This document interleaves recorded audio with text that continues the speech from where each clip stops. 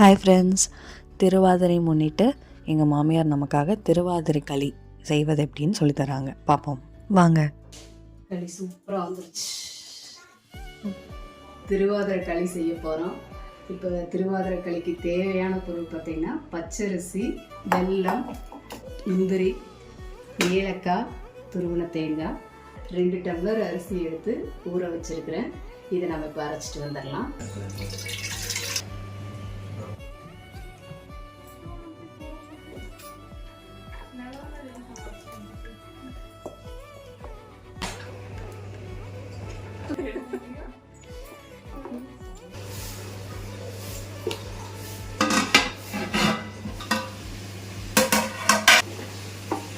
இன்னொரு 5 நிமிஷம் வேக விடலாம்.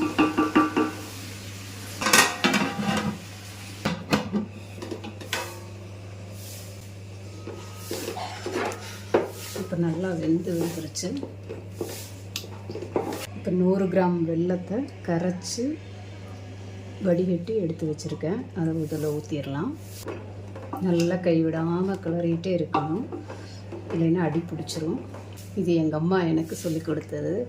இதை பார்த்து என் மருமகளும் கற்றுக்குவாங்கன்னு நான் நினைக்கிறேன்.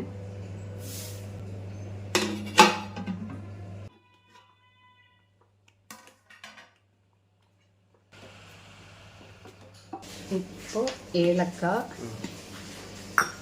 துருவி வச்ச தேங்காய் 1 கப்பு, நெய்யில் பொரித்து வச்ச முந்திரி பருப்பு, இதெல்லாம் போட்டு ஒரு மிக்ஸ் பண்ணிக்கலாம். இப்போ நல்லா களி வந்திருக்கு.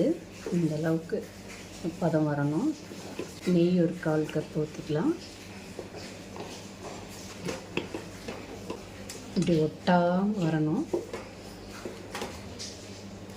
இந்த பதத்தில் அப்படியே 2 நிமிஷம் மூடி வச்சிடலாம். களி சூப்பராக வந்துருச்சு.